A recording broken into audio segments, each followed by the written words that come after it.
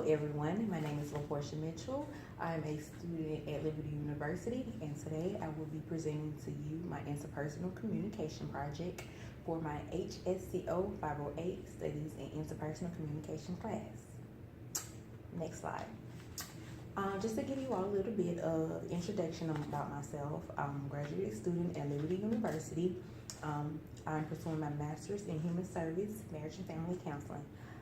Just to give you a little brief overview about my project, I will be demonstrating my commitment and drive to develop a healthy relationship with others through effective communication. Next slide.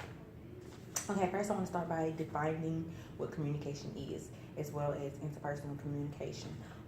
Communication is the collaborative process of verbal and non-verbal meaning making. Interpersonal communication is communication that happens when the person involved talk and listen in ways that maximize the presence of the personal individuals. Impersonal communication is also something that appear in our text a little bit, and it's based on exchanges that minimize the presence of the communicator's personal identities. Okay, next slide. Okay, one of my peer-reviewed journals mentioned 3 categories of interpersonal needs, and the first one was inclusion, which is the need to maintain a satisfactory relationship with others and to have enough involvement and belonging.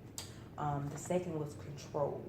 Control was the need to influence and power of the communication, to influence and have power over the conversation. The last one was affection, and affection was the need for friendship, closeness, and love. Next slide. Okay, I came up with a overarching goal for my project, and my goal is to communicate with all individuals while being direct, attentive, and displaying meaningful content. The importance of interpersonal communication is to be supportive and considerate of others' feelings and emotions. Next slide. Okay, just to give you all a little bit of background information about me, as I mentioned before, I'm pursuing my master's in marriage and family counseling. I graduated with my bachelor's of science in psychology from the University of West Alabama. As far as communication and my family, we communicate to a certain extent. We really don't disclose of like personal or important information to one another. So I want to try to overcome that by being slow to speak and quick to hear, because I kind of like those tendencies. Okay, next slide. Okay, in the beginning of the course, we had to take a profile assessment of the behavioral blend. It just tells you different characteristics about yourself as you take the quiz, and it's the assessment is called DISC, D-I-S-C, and the D stands for active task-oriented, the I stands for active people-oriented, the S stands for passive people-oriented, and the C stands for passive task-oriented.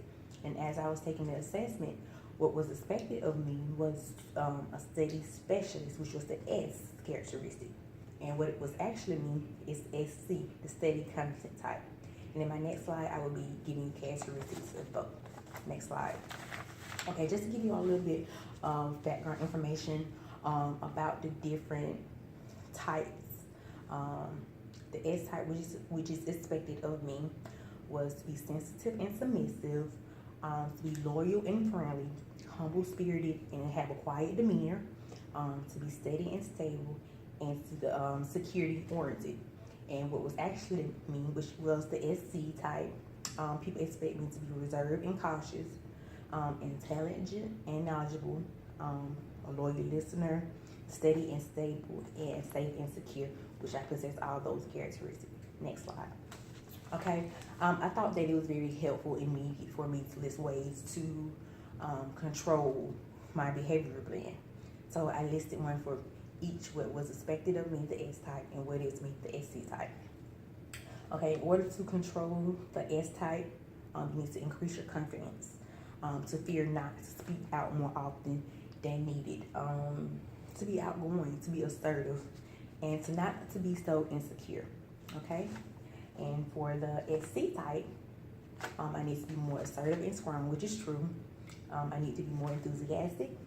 I need to enjoy relationships more rather than endure them. And I also need to be fearless. Okay, next slide. Okay, in my next 2 slides, I came up with 2 barriers and solutions that I kind of like have trouble with. So my first barrier was self-disclosure. And a solution to get over that is to reveal only what is needed during a conversation. Don't reveal too much. I think when we reveal too much, it might scare the client, or sometimes too much is just too much. So just reveal the important facts and know so that the client can relate to you better. Next slide. Okay, my second barrier was perception, reception, and attention. Our perception about a person, a situation, or a subject can influence our reception and how much we pay attention. Okay, so a solution to that is to remember both the talker and the listener both have power over the conversation. Okay, and to perceive individuals in a positive and non-judgmental way. And to also to make the subject of interest relatable and important.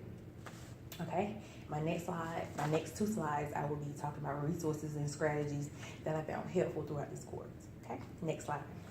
Okay, my first technique that I found very helpful was inhaling and exhaling technique. And in order to inhale, we have to highlight the perception and listen to parts of the communication process by dividing it up to what we take in. And our exhaling is to focus attention on the message that is expressed or what they give out. It allows us to disclose important communication. Okay? And my final resource and strategy was the bias listening. And in bias listening, it occurs when we form an opinion about the level and value of what will be said. We label the information ahead of time. And a strategy to that resource is to do not let our past experiences filter through our present situation. Do not tune out negatively labeled words such as rude or irresponsible. Don't tune them out just because we once associated with those words, because not necessarily has to be about us. The next is to become aware of self when we begin to feel angry, and to find a new meaning in word that offends us. Okay, my next slide is a plan of action that I plan on implementing to become a better and effective listener and communicator.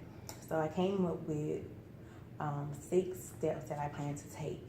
Okay, my first step is to practice not interrupting others. My second one is to practice not judging others before I even start the conversation with them. My third one is to become attentive and find an interest in the topic. Even if it's a boring topic, find something that's positive or words that stick out to you so that you can carry on the conversation. Okay, and I need to become an empathetic listener. I need to be able to feel what that person is feeling, even if I have never experienced it. Okay, next I need to speak up more. I have a tendency to not speak up more when I need to. So I plan on doing that more in order to be a positive and effective communicator. Okay, my final one is to use the social style model that I found in one of my peer-reviewed journals, which will be attached to my sources at the end. It just allows you to adjust and adapt your styles to fit the talker, the other person.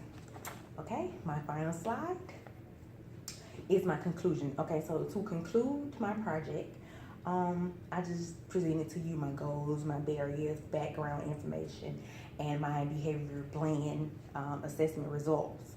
And I want to develop a healthy relationship with others and with myself through effective listening. You will find in my final slide, my sources that I use for this presentation. And I want to leave you all with this quote.